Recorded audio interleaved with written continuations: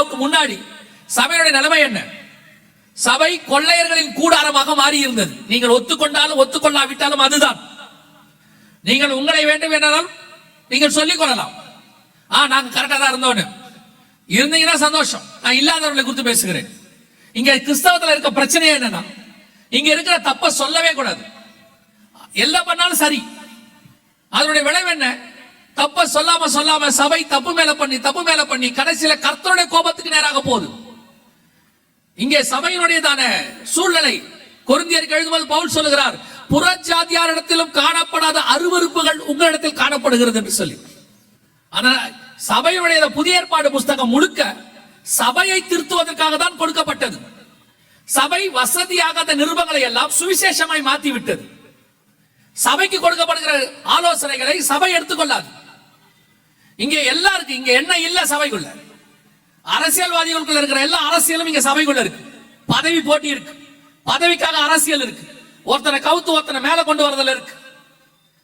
ஒரு பட்டணத்துல 120 பேர் ஒருமனப்பட்டு கூடி இருந்தாங்கன்னா அந்த பட்டணத்தில் எழுப்புதல் வரும் என்று வேதத்தில் பார்க்கிறோம். 10 பேர் இருந்தால் அந்த பட்டணம் அழிக்கப்படாது என்று சொல்லி பார்க்கிறோம். ஆனால் ஒரு 120 பேர் இல்லாத பட்டணம் எழுப்புதலுக்கு இல்ல, வழி இல்லை. இங்க கேட்கும் போது ரொம்ப சந்தோஷமா இருந்துச்சு. பக்கம் வரும்போது சகோதரர்கள் பாஸ்டர் எல்லாம் சொன்னாங்க, இங்க ஊழியக்காரர்கள் எல்லாம் கூடி ஒருமனப்பட்டு இந்த மாதிரி கேட்கறதே ரொம்ப நிறைய மாவட்டத்தில் கிடையாது. நிறைய மாவட்டத்தில் அப்படி ஒன்றும் கிடையாது. அவங்களுக்குள்ள 1000 பாகுபாடு, பதவி ஆசை எல்லாம் இருக்கு. எல்லாருக்கும் எல்லாமானேன் எல்லாமுக்கும் அடிமையானேன் சொன்னது போய், இரவல் கல்லறையில படுத்த இயேசுநாதர் கால்களை கழுவினது போய், அதை பின்பற்றுகிற விசுவாசியும் ஊழியக்காரர்களும் இன்னைக்கு எப்படிப்பட்டவர்களாக காணப்படுகிறோம்?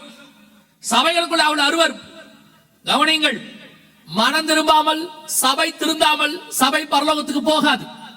நீங்கள் கிறிஸ்தவர்கள் என்பதனாலே கையில பைபிள் வச்சிருக்கிறதுனால மட்டும் பரலோகத்துக்கு போயிடலான்னு கனவுல கூட நினைக்காதீங்க. ஒரு இடத்துல இயேசு அப்படி சொல்லவே இல்லை. நான் பரிசுத்தராய் இருப்பது போல நீங்கள் பரிசுத்தராய் இருங்கள் என்று தான் சொன்னார். என் பிதாவின் சித்தத்தின்படி செய்யாதவர்களை அப்பாலே போ என்று சொன்னார். அதுதான் நடக்கும். இந்த கொரோனா பீரியடுக்கு முன்னாடி வரைக்கும் சபையினுடைய நிலைமை மிக மோசம். பலமுறை கர்த்தர் சபையை எச்சரித்தார்.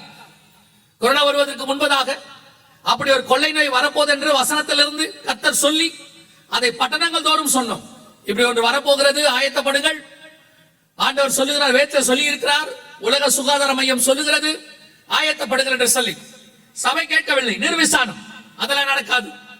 அவர்கள் எப்படி பெல்ஷாத்சார் காலத்துல அந்த ராத்திரியிலே தரியு வந்து பிடிச்சு அவங்களை அழிக்கிற வரைக்கும் பெல்ஷாத்சாரும் அவன் கூட்டமும் குடித்து வெறித்து அந்த ராத்திரி முழுக்க சந்தோஷமா இருந்தாங்களா? நினையாத நாளிகையில் அவர்களுக்கு அழிவு வந்தது.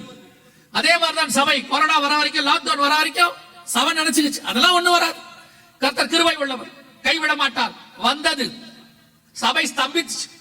உலகத்தான் கூட ரெடியா இருந்தான், சபை ரெடியா இல்ல. எப்படி போய் ஜனங்களை சந்திக்கிறது, எப்படி போய் விசுவாசியை சந்திக்கிறது, எப்படி செய்தி கொடுப்பது, எப்படி இப்படி திடீர்னு ஒரு துண்டிப்பு வந்துருச்சு. சபையும் சபையில் உள்ளவர்களும் ஸ்தம்பித்து போனார்கள்.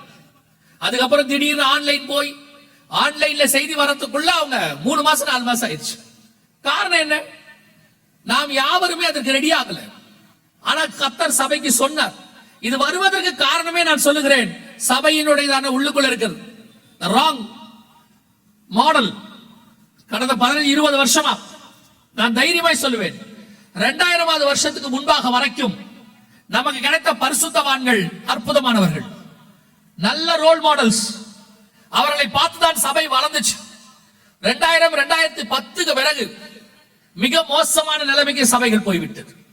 கர்த்தரை விட்டு தூரம் போயிருச்சு, சத்தியத்தை விட்டு சபை போயிருச்சு, சபை ஆட்டம் பாட்டத்துக்குள்ள போயிருச்சு. சினிமா நடிகரை மாதிரி ஊழியக்காரன் மாற ஆரம்பிச்சிட்டான். சினிமா நடிகர்கள் ஆடுகிற மாதிரி இங்க ஆட ஆரம்பிச்சாச்சு. சினிமா நடிகைகள் மாதிரி இங்க ஆயாச்சு. சபைக்குள்ள ஒழுக்கம் இல்லை. அதனுடைய விளைவு கர்த்தர் கதவடைத்தார்.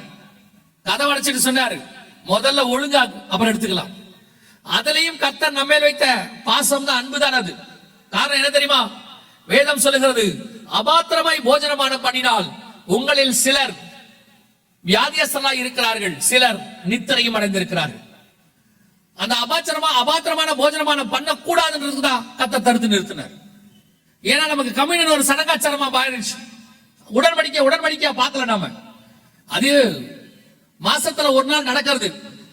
அந்த ஒரு நாள், அந்த ஒரு ஆராதனைக்கு மட்டும் ஒரு வைராக்கியம், ஒரு பரிசுத்தம். அதுக்கப்புறம் ஒண்ணும் கிடையாது. அடுத்த 29 நாள் கர்த்தர் விட்டு தூரம். எல்லாத்தையும் பார்த்துட்டு தான் கர்த்தர் நிறுத்தினார். கொரோனா பீரியட் வந்துச்சு. 9ஆம் அதிகாரம் 4ஆம் வசனம், ஓசியாவின் புஸ்தகம் 100% அப்படியே நிறைவேறிற்று. அவர்கள் திராட்சரசம் வார்ப்பதும் இல்லை, அவர்கள் அப்பம் ஆலயத்துக்குள் வருவதும் இல்லை, அது அவர்களுக்கே ஆகும். கர்த்தர் சொன்ன இந்த தீர்க்க தரிசனம் துல்லியமாய் 2020 நிறைவேறிச்சு. ஆண்டவர் சொன்ன அதே காலகட்டத்தில் நடக்க வேண்டிய இன்னும் சில தீர்க்க தரிசனங்கள் அதே காலகட்டத்தில் நிறைவேறிச்சு. திருப்பியும் சொல்றேன், ஆண்டவர் நம்மேல் வைத்த கிருபை கொரோனா பீரியட்ல உங்களுக்கு தெரிந்திருக்கும் நினைக்கிறேன். ஆசியாவிலேயோ இந்தியாவிலேயோ முதல்ல சபை திறப்பதற்கு அனுமதி கொடுக்கப்பட்டது தமிழ்நாட்டில் மட்டும்தான். ஃபர்ஸ்ட் தமிழ்நாட்டில் தான் ஆண்டவர் திறப்பதற்கு அனுமதி கொடுத்தார். இந்தியாவிலேயே எங்கேயும் கிடையாது, தமிழ்நாட்டில் தான் ஃபர்ஸ்ட். காரணம் என்ன தெரியுமா? இன்னும் கர்த்தருடைய கிருபை நம்ம மேல் இருக்கிறது. கர்த்தர் இன்னும் நம்மை நேசிக்கிறார். ஆனா இப்போ அதை விட மோசமான இடத்துக்கு சபை போயிட்டு இருக்குது. கொரோனாவுக்கு முன்னாடி சினிமா பாட்டு மாதிரி பாடிட்டு இருந்தான் சர்ச்சில். இப்போ சினிமா பாட்டையே பாடுறான். கொரோனாவுக்கு முன்னாடி சினிமாக்காரன் மாதிரி ஆடினான், இப்ப சினிமாவையே போட்டு விடுறான் சர்ச்சில். பதவி ஆசை உச்சத்துக்கு போயிருச்சு. மிக மோசமான இடத்துல சபை இருக்கிறது. தயவு செய்து சொல்லுகிறேன், நீங்கள் நினையாத இன்னொன்று வருகிறது. கர்த்தருக்கு சித்தமானால், வருகை தாமதிக்குமானால், நாளை தினத்துல மாலை வேளையிலே அதை குறித்து நாம் பார்க்க போகிறோம். நீங்கள் எதிர்பார்க்காத மிக மோசமான ஒரு காரியம் உலகத்தில் வருகிறது. அதை பைபிளும் சொல்லுகிறது. 2000 வருஷத்துக்கு முன்னாடி இன்னைக்கு உள்ள உலக வல்லுநர்களும் துல்லியமா எடுத்து சொல்லியிருக்கிறாங்க. ரெண்டுத்தையும் இணைச்சு நாளைக்கு பார்க்க போறோம். எனவே நீங்கள் இப்பொழுதே ஆயத்தப்படுவது நல்லது. இப்போ அநேக ஊழியர்கள் ஆன்லைன்லயும் சரி, சிலர் அபாத்திரமாய் சில காரியங்களை செஞ்சுக்கிட்டு இருக்கிறாங்க. தயவு செய்து அவர்களை பின்தொடராதிருங்கள். துணிகரமான பாவத்துக்குள்ளே போய் கொண்டிருக்கிறார்கள். உதறி தள்ளிவிட்டு ஓடுவதற்கு தயாராகுங்கள். இல்ல ஊழியக்காரருக்கு பின்னாடி அவர் செஞ்சா சரியா இருக்கும், அது ஒண்ணும் தப்பு இல்ல, அட்ஜஸ்ட் பண்ணிட்டு போலாம், நீ போயிட்டே இருந்தீனா அவர்கள் மேல் வரும் ஆக்கினை ஒரு நாள் உங்கள் மேலும் வரும். இது கர்த்தர் உங்களுக்கு கொடுக்கக்கூடியதான எச்சரிப்பு. மனம் திரும்புங்கள். சபை என்பது மனம் திரும்புவதற்கான இடம் தான். பரிசுத்தம் உள்ளவன் இன்னும் பரிசுத்தமாகணும், நீதி செய்கிறவன் இன்னும் நீதி செய்யணும், சபை மகிமையின் மேல் மகிமை அடையணும். சாட்டிஸ்பாக்சன் ஆகக்கூடாது, போதுங்கிற அளவில் இருக்கக்கூடாது. கிறிஸ்துவை போல மாறுவதற்கு தான் சபை. எனவே உங்களுக்கு ஒரு எச்சரிப்பு கொடுக்கப்படுகிறது. நீங்கள் பார்த்த கொரோனா ஒரு பகுதி, இன்னும் அது மாதிரி 3 பகுதி இருக்கு. 4 முக்கியமான காரியங்கள் ஒன்றிணையும். அவைகள் சேர்ந்துதான் பூமியானது மிக மோசமான ஒரு சூழ்நிலையை கடந்து போகும் கர்த்தர் சொல்லி வச்சிருக்கிறார். அதை குறித்து நாம் நாளைக்கு பார்ப்போம். ஆனால் நீங்கள் ஆயத்தப்படணும். இப்போ இந்த கொரோனா பீரியட்ல அல்லது இந்த காலகட்டத்தில் நிறைவேறுகிற சில தீர்க்க தரிசனங்களை, அந்த காலகட்டத்துக்குரிய தீர்க்க தரிசனங்களை கர்த்தர் வேதத்தில் சொல்லி வைத்திருக்கிறார். வாசியுங்கள். ஓசியாவின் புஸ்தகம் 12ஆம் அதிகாரம் 1வது வசனத்தை வாசியுங்கள். எப்ராயிம் காற்றை மேய்ந்து கொண்டற்காற்றை பின்தொடர்கிறான். அவன் நாள்தோறும் பொய்யையும் கேட்டையும் வர்த்திக்க பண்ணி அசிரியரோட உடன்படிக்கை பண்ணுகிறான். எகிப்துக்கு எண்ணெய் கொண்டு போகப்படுகிறது. இந்த ஒரு வசனத்துல மட்டும் 3-4 தீர்க்க தரிசனங்கள் இருக்கு. அத்தனையும் நம்முடைய காலத்துல நம் கண்களுக்கு முன்பாக நிறைவேறினது. நன்றாக கவனித்துக் கொள்ளுங்கள். 12ஆம் அதிகாரம் 1ஆம் வசனம் ஓசியாவின் புஸ்தகத்துல ஆண்டவர் சொன்ன தீர்க்க தரிசனங்கள் அந்த 1வது வசனத்தில் உள்ளது மட்டும் இந்த 2020 இருந்து 23க்குள்ள நிறைவேறின தீர்க்க தரிசனங்கள். அதைத்தான் நாம் இப்பொழுது பார்க்க போகிறோம். இதெல்லாம் நிறைவேறிடுச்சு, நம் கண்களுக்கு முன்பாக நடந்துருச்சு. 12:1 சொல்லுது, எப்ராயிம் காற்றை மேய்ந்து கொண்டல் காற்றை பின்தொடர்கிறார். காற்றை மேய்தல், காற்றை பின்தொடர முடியுமா? காற்றை மேய முடியுமா? அல்லது காற்றை பின்தொடர முடியுமா என்று சொன்னால், நீங்கள் வெளிப்படையாக சொன்னால் முடியாது. அது எப்படி காற்றை மேய முடியும், அது எப்படி காற்றை பின்தொடர முடியும் என்று நீங்கள் சொல்லுவீர்கள். ஆனால் இன்னைக்கு நாம் காற்றினால் தான் நம்முடைய வாழ்க்கையை ஓடிக்கொண்டிருக்கிறது. நான் சுவாசிக்கிற ஆக்சிஜனை குறித்து சொல்லவில்லை. ஒவ்வொரு காலகட்டத்திலும் ஒவ்வொரு காரியம் நாம் வாழ்வதற்கு அடிப்படையாக இருக்கும். 1100 வருஷங்களாகவே நாம் வாழ்வதற்கு விவசாயம் அல்லது நம்முடைய உடல் வலிமை இது காரணமாக இருந்தது. ஒரு காலகட்டத்துக்கு பிறகு தொழில் புரட்சி ஏற்பட்டது. தொழில் புரட்சி வந்த பிறகு இயந்திரங்கள் தான் நம் வாழ்க்கையினுடையதான அஸ்திவாரமாய் மாறியது, அடிப்படை. அது இல்லாம முடியாதுங்கிற இடத்துக்கு நம்ம வந்துட்டோம். இப்போ 1980களுக்கு பிறகு கம்ப்யூட்டர்னு ஒண்ணு உள்ள வந்துச்சு. இப்ப முழுக்க முழுக்க கம்ப்யூட்டர், எல்லாமே பாத்தீங்கன்னா டிஜிட்டல், எல்லாமே வைஃபை, இல்லைங்க எல்லாமே சேட்டிலைட் அப்படின்னு இருக்கு. இது அத்தனைக்கும் பேஸ் என்ன? விவசாயத்துக்கு லேண்ட் பேஸ், இயந்திரம். அன்னைக்கு அதுக்கு பிறகு இயந்திரம் தான் பேஸ், அன்னைக்கு உள்ள மக்களுடைய அடிப்படை வாழ்க்கைக்கு. இன்னைக்கு காத்து தான் பேஸ். காற்றை அடிப்படையாய் கொண்ட வாழ்க்கை தான் வாழுகிறோம். உங்களுக்கு ஈஸியா புரியறதுக்கு சொல்றேன். உங்க செல்போன் இல்லாம இன்னைக்கு ஒரு 50ல இருந்து 60% வேலை நடக்காது. காரணம், உங்களுடைய பணம் பரிமாற்றம், ஜிபே, போன்பே எதுவானா இருக்கட்டும், அது போனை வச்சு பண்ண ஆரம்பிச்சாச்சு. அதை தாண்டி உங்களுடையதான பரிவர்த்தனைகள், பேசக்கூடிய காரியங்கள், உங்களுடையதான மின்னஞ்சல், இமெயில் எல்லாமே போன்லயே வந்துருச்சு. எல்லாமே போன். இந்த போன்ல ஒரு முக்கியமான விஷயம் இருந்தாலும் அது நடக்கும். ஒன்று மொபைல் டேட்டா, இல்லை என்றால் வைஃபை, ஏதோ ஒரு இருக்கணும். இன்டர்நெட் என்று நாம் சொல்லுகிறோம். அந்த மொபைல் டேட்டா இருந்தால் மட்டும்தான் இது, அல்லது வைஃபை இருந்தால் மட்டும்தான் அது வேலை செய்யும். இது இந்த மொபைல் டேட்டாவோ வைஃபையோ எதுல வேலை செய்யுது? நீங்கள் அதை கேட்கிறீர்கள், அந்த நம்பரை பாக்குறீங்க. ஆனா அதுக்கு என்ன பேஸ் அப்படின்னு பாத்தீங்கன்னா காற்று தான் பேஸ். உதாரணமா இப்ப நீங்க ஒருத்தர்கிட்ட பேசுறீங்க, அவர்கிட்ட ஒரு போன் இருக்கு, உங்க 2 பேர்கிட்ட நடுவில் எந்த ஒயர் கனெக்ஷனும் இல்லை. ஆனால் நீங்க பேசுகிறது அவருக்கு போகிறது காற்றின் வழியாய் போகிறது. இந்த காத்து தான் இன்னைக்கு முழுக்க முழுக்க ஃபுல். இந்த காத்துக்குள்ளதான் எல்லாமே இருக்கு. சோ உங்க டிவி, நீங்க யூஸ் பண்ற செல்போன், நீங்க யூஸ் பண்ற வைஃபை, ப்ளூடூத், மொபைல் டேட்டா எல்லாமே காற்றை அடிப்படையாக கொண்டது. மோடு காற்று தான், டிரான்ஸ்பரிங் மோட் காத்து தான். காத்துக்குள்ளதான் எல்லாம் டிராவல் ஆகுது. இப்போ அதுல நீங்க மோர் டிபெண்ட் ஆக ஆரம்பிச்சீங்க கொஞ்சம் கொஞ்சமா. ஆனால் இது எப்போ அதிகமாச்சு தெரியுமா? ஒரு 20%ல இருந்தது 80%, 90% ஆச்சு. எப்போன்னு கேட்டீங்கன்னா கொரோனா பீரியட்ல ஒர்க் ஃப்ரம் ஹோம் அப்படின்னு சொன்னாங்க. ஆன்லைன் ஸ்கூல்ஸ் நமக்கு சொன்னாங்க. எல்லாமே ஆன்லைனுக்கு மாறிச்சு. வீட்டுக்குள்ளேயே இருக்க சொன்னாங்க. லாக்டவுன் எல்லாமே. நீங்க ஒரு ஆர்டர் போட்டீங்கன்னா வீட்டுக்கு வரும், ஆனா ஆர்டர் போடுறதுக்கு போன் வேணும். சோ இந்த காற்றை ஜனங்கள் மேய தொடங்கினார்கள். நீங்க போய் சர்ச் பண்றீங்க பாருங்க போன்ல, சர்ச்சிங் அப்படின்னாலே மேயறது தான், அப்படியே தேடுறது. நீங்க அப்படியே ஆடு பாத்தீங்கன்னா மேய்ஞ்சிக்கிட்டே போகும், புல் இருக்கிற மாதிரி மேய்ச்சிட்டு போகும். அதே மாதிரி நீங்க போன்ல மேய தொடங்கிட்டோம். இது எல்லாம் காற்றை அடிப்படையாக கொண்டது, காற்றை மேய்ந்து. இதுக்கு இன்னொரு அர்த்தமா இருக்கு. சங்கீதம் 23 சொல்லுது, அவர் என்னை புல்லுள்ள இடங்களில் மேய்த்து. அப்படின்னா என்ன அர்த்தம்? ஆகாரம், சாப்பாடு. அதே மாதிரிதான் இன்னைக்கு காத்துல தான் நம்ம சாப்பாடு இருக்கு. முழுக்க முழுக்க காத்து தான். உங்க ஒர்க் எதை பேஸ் பண்ணி இருக்கு? ஒருவேளை ஐடில ஒர்க் பண்றவங்க, ஏஐல ஒர்க் பண்றவங்களுக்கு காத்து டைரக்டா இருக்கு, அதுதான் அவங்களோட பேஸ். சிலருக்கு நான் அப்படிலாம் ஒர்க் பண்ணல, ஆனா உங்க செல்போன் நம்பர் மிக முக்கியம். இன்னைக்கு பேங்கோ, கேஸோ, அல்லது ஸ்கூலோ, காலேஜோ, ஒரு வேலைக்கோ உங்க நம்பர் இல்லாம எதுவுமே நடக்காது. அவங்க உங்க நம்பர் கொடுத்துட்டு போங்க தான் சொல்லுவாங்க. ஒரு எதானால ஒரு ஓடிபின்னு ஒன்று வரும், அது உங்க போன்ல தான் வரும். உங்க போன் இல்லாமல் எதுவும் இல்லை. சோ 100% காற்றை பின்தொடர்கிற காலத்திற்கு நாம் வந்து விட்டோம். காற்றை பின்தொடர ஆரம்பிச்சாச்சு. வசனம் தெளிவா சொல்லுது, அவன் காற்றை மேய்ந்து. உங்களுடைய முழுக்க முழுக்க இன்னைக்கு காத்து அடிப்படை. ஆனா நீங்க புரிஞ்சுக்கணும், இந்த வசனம் கொடுக்கப்பட்டது 2500 வருஷத்துக்கு முன்பாக வேதாகமத்தில். இஸ்ரவேல் ஜனங்கள் விடுதலையாகி வந்த பிறகு, திரும்பி தங்கள் சொந்த தேசத்துக்கு வந்த பிறகு, அப்பமும் ரசமும் ஆலயத்துக்குள்ள வராத காலகட்டத்தில் காற்றை மேய்கிற காலம் ஒன்று வரும் என்று கர்த்தர் சொல்றார். இன்னைக்கு நீங்க பார்க்கக்கூடியது எல்லாமே 3G, 4G, 5G எல்லாம் பாக்குறீங்க. அத்தனையும் அதுல அந்த அடுத்த லைன் சொல்லுது, கொண்டற் காற்றை பின்தொடர்கிறான். கொண்டற் காற்றுனா என்னன்னா, கிழக்குல இருந்து வீசும் காற்று. கடைசி காலத்துல கிழக்கு பக்கம் தான், கிழக்கு சைடுல இருக்கிற நாடுகள் அல்லது கிழக்குல இருக்கிற டெக்னாலஜி, இதுதான் உலகத்தினுடையதான மிக முக்கியமான காரியமாக இருக்கும். வேதாகமத்துல இது ஒரு தனி செய்தி. வேதாகமத்துல தானியேல் புஸ்தகத்துல 7ஆம் அதிகாரத்துல ஆண்டவர் சொல்வார், பூமியின் 4 திசைகளிலிருந்து 4 காற்றுகள் பெரிய சமுத்திரத்தில் வீச கண்டேன்.